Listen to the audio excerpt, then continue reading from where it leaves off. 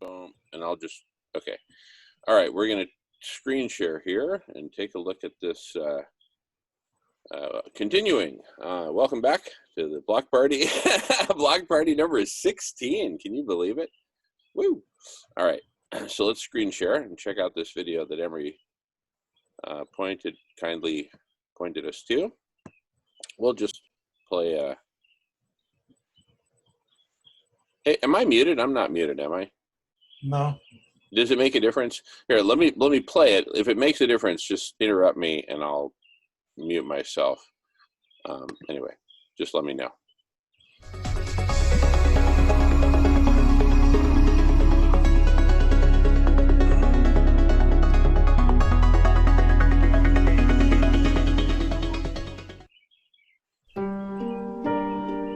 What is the meaning of life? What actually is the point in whatever it is that you're doing right now? And why are you doing it? The answer might seem obvious at first. The literal meaning of life, scientifically speaking, is simply just to survive and reproduce. And whatever you're doing with your life right now, I'm going to take a guess, is most likely helping you to accomplish that. In some sense, it's all related to Schopenhauer's will to life. Or, if you're just trying to overcome your limitations, Nietzsche's will to power. But surely there's more to life, right? Well, when we carefully examine history, we repeatedly find instances where people actually sacrifice their own survival and reproduction just to advance the survival and reproduction of everyone else. A kind of collective greater good, if you will. Take, for instance, the medieval monks, who took up celibacy and even sacrificed their own lives just to make copies of books that would eventually advance Western civilization. Another example is geniuses like Nikola Tesla, who died broke, alone, and childless just so he could improve the quality of life for all people, not caring if anyone would even remember his name. This seems to suggest that there might be more to existence than the will to life or the will to power. Some greater collective consciousness that we've all been contributing to since the dawn of civilization. Whether it's religion, nationalism, artistic expression, or the scientific pursuit of truth, we all constantly see people chasing a higher purpose than themselves. One philosopher, Georg Wilhelm Friedrich Hegel, took a radically different approach facing it on our collective pursuit of reason. One might instead call this the will to mind, or the will to spirit. Hegel refers to this as the Weltgeist, the animating principle of nature responsible for advancing all world history. The process by which our ideas increasingly clash with each other to make us increasingly more interconnected and conscious of our collective identity. Taken to its logical conclusion, this progression of human history could actually result in a cosmic consciousness beyond humanity. As he writes in the Phenomenology of Spirit, what lies ahead for consciousness is the experience of what spirit is, the absolute spirit, which is a unity of all self-consciousnesses. Through the will to mind, your meaning of life is eventually to become fully conscious of everything. And you would do this by merging the ideas of your mind with the minds of others, sharing experiences and concepts, connecting ourselves not just socially, but perhaps even technologically. All human beings on Earth pursuing enlightenment through a dialectical unfolding of mutual recognition. All culminating in the end of history, where existence is revealed for the totality that it really is.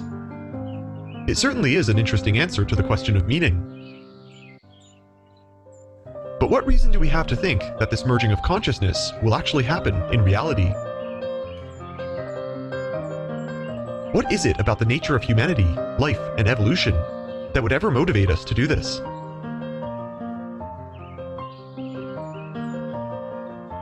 Surprisingly, it was the evolutionary paleontologist, Pierre Teilhard de Chardin, who was the first to explore Hegel's will to mind in a scientific context, concluding that the meaning of all nature and all life is simply unity. Teilhard believed that the key to doing this is demonstrating unity in the neurological development of all organisms, as well as the way in which conscious parts become even more conscious wholes. His book, The Human Phenomenon, was an attempt at presenting a grand unified theory of evolution and cosmology, while reconciling science and religion in the process. Given all the biological specimens we've collected, Teilhard begins by suggesting that evolution has a tendency to select for increasingly more efficient neurobiology, which could indicate that our universe will come to house increasingly more consciousness and a higher number of conscious beings. When looking through the fossil record, Teilhard realized that the nervous system inevitably developed everywhere across the board, within every kingdom of life since the Cambrian explosion. He saw the nervous system develop in seemingly opposite ends of the evolutionary tree. It doesn't matter if you're looking at a mollusk, a fish, or an insect, because nature will select for organs that give you increasingly greater phenomenological sensitivity to the world. Teilhard suggested that once this reaches a certain point, you'll inevitably develop the nervous system, such as that possessed by humans, systems that are sophisticated enough to become self-referential. Today, we continue this process of accelerating sensitivity through our self-referential communications technology, and more recently, neurotechnology. Consciousness, qualia, phenomenology, or whatever you want to call it, is not a fluke or an accident, as many evolutionary scientists have claimed. Rather, according to Teilhard, it's actually the literal endgame of evolution. Because increasing phenomenological sensitivity would be advantageous in almost any ecosystem we can dream up, and that increase is measurable. Teilhard calls the base metric for qualia, or integrated information, monads, which is his fundamental unit for consciousness. It reduces the mind versus matter dichotomy into nothing but a question of feedback loops. So overall, Teilhard's central argument is that if there's ever a common thread in evolutionary tendencies, it would be convergently shared by all beings. And those beings would be predetermined to reach that capacity. Teilhard calls this convergent trait cerebralization. The idea that one's conscious experience of space and time is the most adaptive evolutionary trait an organism could possibly have. Remember, it doesn't necessarily have to be a brain, but just any kind of anatomical system that accelerates the feedback loops between it and its surroundings, interconnecting them and then responding to them just as the human nervous system would. Essentially, Teilhard is arguing that all life, by process of natural selection, will eventually evolve some kind of capacity for thinking about space and time. Molecules will become neurons. Neurons will become nerves. Nerves become ganglia. Ganglia become minds. Minds become societies. Societies become nations. And so on towards outer space. He extrapolates that sometime in the distant future, this progressively bootstrapping evolutionary runaway process would keep expanding throughout the cosmos like a virus, turning increasingly more matter into mind until the universe becomes conscious of itself. This absolute spirit on page 259 is what Teilhard refers to as the omega point. Quote, "Because it contains and engenders consciousness, space-time is necessarily of a convergent nature. When its layers are followed in the right direction, it must somewhere ahead become involuted to a point that we might call omega." So in summary, Teilhard's prediction for the endgame of evolution actually seems to be a return back to the pure potentiality we had at the beginning of time. A state of grand unification that we could refer to as the Singularity, or perhaps even God. In Teilhard's conception, God isn't a static thing, but more of a process. Evolution is the natural landscape where the history of our salvation is situated. A divine unification towards the end of history. The meaning of life is cosmic unity, and this shouldn't come as a surprise to us, because the meaning of life in both Eastern and Western religions is also technically unity, though that might come with a bit of semantic confusion. Note that we shouldn't mistake omega point theory with the Big Crunch theory in physics, where the universe just collapses back in on itself and the Big Bang repeats ad infinitum. Creation will not be complete until each participated being is totally united with God in the pleroma, when God will be all in all. As you can already tell, religion was very important for Teilhard in describing the evolution of humanity. In addition to being a paleontologist and philosopher, he was also a theologian, which is actually quite ironic, since Teilhard himself was the great-grandnephew of the anti-religious thinker, Voltaire. Now, in the Christian conception, the idea of quote-unquote going to heaven is often used almost interchangeably with the notion of reunifying with God. So how exactly would humans go about reunifying with Teilhard's God? Teilhard implies that the way we unify with Omega is by starting to break down the barriers between matter and mind. An interesting idea we today call posthumanism. Posthumanism is often associated with connotations of critical theory, and even strange ideas about uploading your mind to a computer. But the general idea of becoming non-human goes back way before those things. In his essay, published in 1964, entitled The Posthuman, or L'Avenir de l'Homme, Teilhard explores a pathway for our posthuman evolution toward what he calls the noosphere, an unfolding of consciousness in which we envelop the Earth as a layer of pure mind. What's really interesting is that Teilhard's noosphere was one of the first real predictions for what we today call the Internet, a system that he literally described as a global network of technological platforms that house the collective intelligence of humanity, allowing human minds to simultaneously access every corner of the world. It's referenced in Teilhard's writings as early as 1922, to which Jennifer Kreisberg of Wired famously acclaimed, Teilhard saw the internet coming more than half a century before it arrived. But if you want to get really technical, Teilhard's ideas on posthumanism and the noosphere didn't appear in a vacuum. The original noosphere being theorized by Vladimir Veredinsky. Another one of Teilhard's largest influences was the British biologist Sir Julian Huxley, founder of an idea called transhumanism, which suggests that humans should direct their own genetic evolution. Teilhard rephrased Huxley's idea, but instead of defining it as the genes improving themselves, he redefined it as consciousness making improvements to itself. Likewise, Huxley was equally fascinated by Teilhard, personally translating the human phenomenon into English, and even writing the introduction to the book himself. However, one of Teilhard's predictions about the internet has still yet to come true, which is that the noosphere's end state would be a kind of, quote, gigantic psychological operation, or super arrangement, to which all thinking elements of the Earth find themselves collectively subject. Our technology might one day allow us to unify into one collective human identity, perhaps through, say, brain-computer interfaces, eventually making all matter interchangeable with mind, whereby even the subject-object barrier is challenged. All mind will become matter, and matter will become mind. Neurotechnology exposes how human consciousness is intertwined with the measurable activity of particles, such as electrons traveling down an axon fiber. And Teilhard had a lot to say about this as well. Rather than taking the Bible literally, his interpretation of God is that he too was simultaneously physical and spiritual. Quote, "There's neither spirit nor matter in the world. The stuff of the universe is spirit matter." A reference to Hegel's famous dictum that matter is just spirit, or Geist, fallen into a category of self-otherness. Which is why this whole conversation we're having about mind uploading is very interesting to us philosophically. As to be expected, this kind of thinking immediately got him kicked out of the church and banned from teaching classes. Because if anything, the one thing you shouldn't do as a theologian is to attack mind-body dualism, since it challenges the very idea of the soul. Regardless, on charges of promoting ideas such as monism and pantheism, the church exiled Teilhard to China, where, with paleontologist Davidson Black, he eventually co-discovered the Peking Man, one of the missing links in Homo erectus, between Homo sapiens and Homo habilis.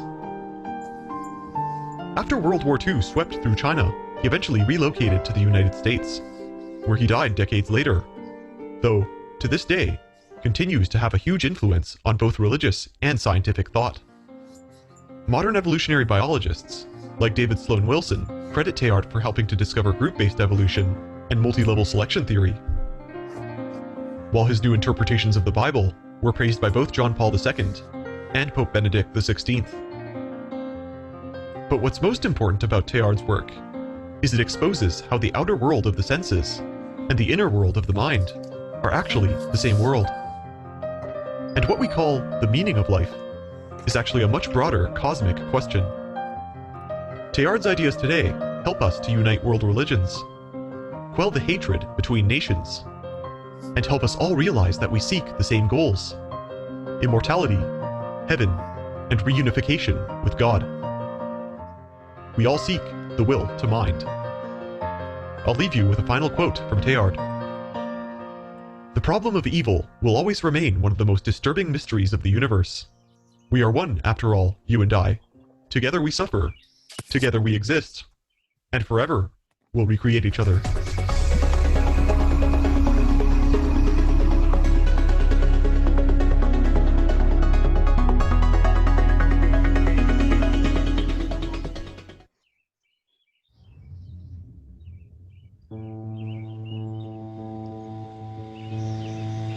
Humans. That's what we are, right? How can we possibly imagine ourselves as anything else? We've experienced the world through these bodies for our entire lives, but for all... You know, I'm having a hard time stopping watching this.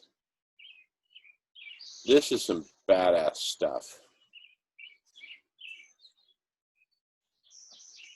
Thank you, Emily.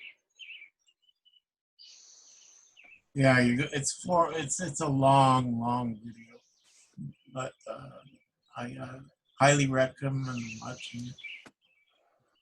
I mean, it's just everything Homeboy is saying is just spot on. You know. Could you throw the link for that up in the chat there, Emery, please? It's okay. It's not there for you, eh? He posted it at 4:11 a.m. 40 minutes ago. He put it up there. I'll but you might. and paste. Yeah, I'll. Oh, you got it. Okay. Or you do it. I got it. There it is. There it is, James. Oh my goodness, brilliant. Just beautiful. I mean, that's it, right? You know, I think sometimes our egos get in the way of us saying, you know what, that's it. But you know what, that's it. That's it. It's just so obviously it. Anyway,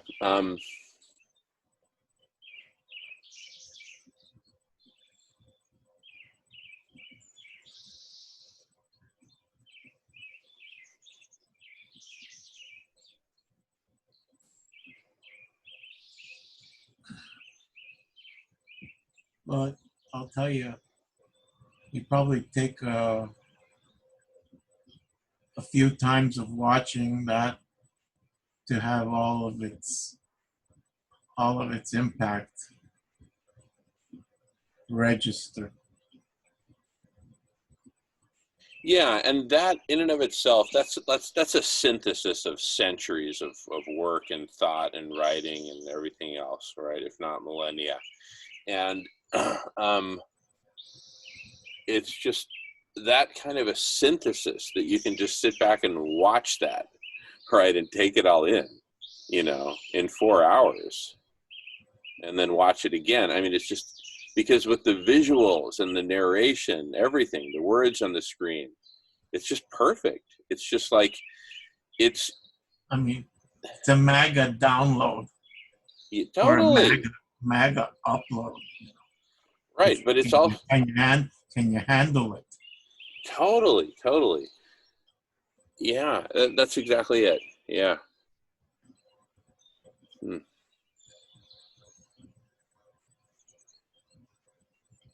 You know, and I'm really encouraged that Teilhard de Chardin, if I'm saying that right, pronouncing it right, predicted the internet over a half a century before the internet.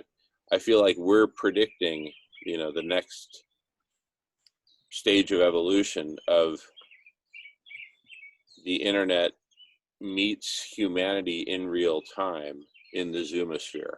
It's like, this is where we meet, this is where, you know, this is where humanity really meets and connects with the internet in real time, right now, in the moment, right, is with collective superintelligence, where we have programmatic access to the internet. We can literally talk to the internet, ask the internet questions, like, you know, some kind of a super duper Siri or something like that, right? Where it's beyond just normal queries. You can do deep queries, right? Like a really advanced search. Yeah, go ahead. It's a progressive, it's on a progressive course, you know. Right now, you're 100% right on the money, you know, right on the mark. But it's going to get progressively even more more inter more interdeveloped into us. It's gonna grow into us. Yeah, totally. We're merging with it. It's merging with us. You know, we're making the transition to transhumanism or whatever it's called. Welcome back, So is back, and we're gonna have a party. Hey la, hey la. So is back, and she's got some cool ideas. Hey la, hey la. All right.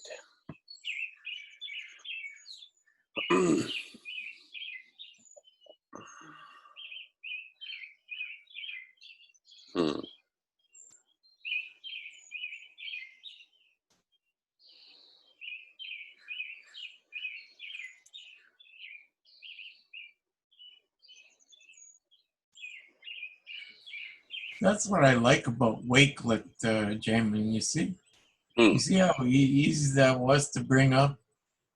You know, you do a little collection there.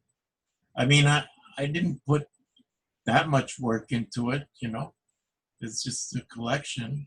Wait, so you strung together a series of videos? Is that what you did?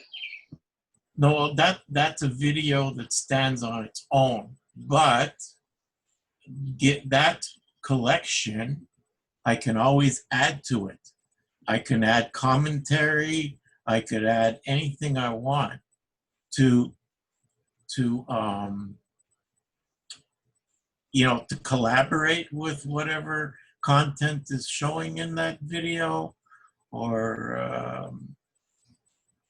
I mean, the sky's the limit. You know what I mean? Like it's a very powerful little tool, that Wakelet thing. But then again, you have to have the ability to share it with people, and then, you know, are they going to watch the video? Are they going to partake in all the components that you've put together? You know, there's no way of knowing whether it's going to be successful, like to what extent it's going to be successful in anybody's life. You know, I don't know, but it's a tool. It can be used. You know.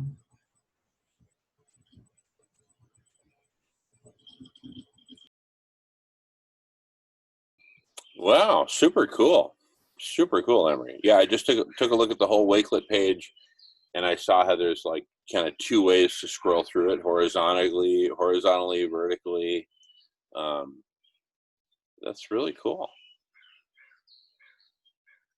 Really cool. Wow. My goodness, what a privilege to be alive at this moment, right? It's like the singularity is here.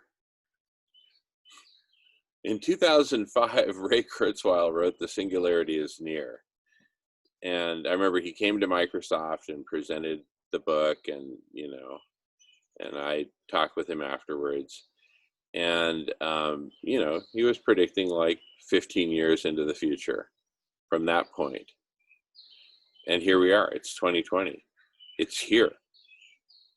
those 15 years have elapsed. You know, it seemed like it was a long time, because it was a long time. And the bottom line is, here we are. Newsflash, it's not 2005 anymore, you guys. It's 2020. It's here. The singularity is here. And Jamin's not shocked. And Jamin's what? Not shocked. Well, I've been waiting for it for 15 years. Now it's finally here. Right? It's finally here. I'll be darned. Huh.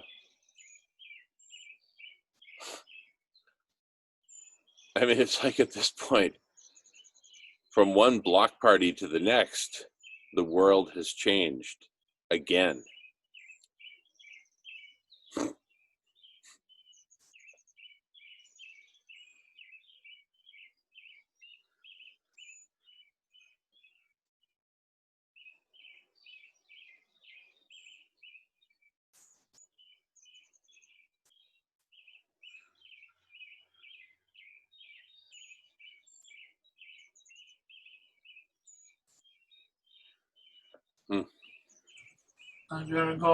I'm gonna go pump a Java, I guess.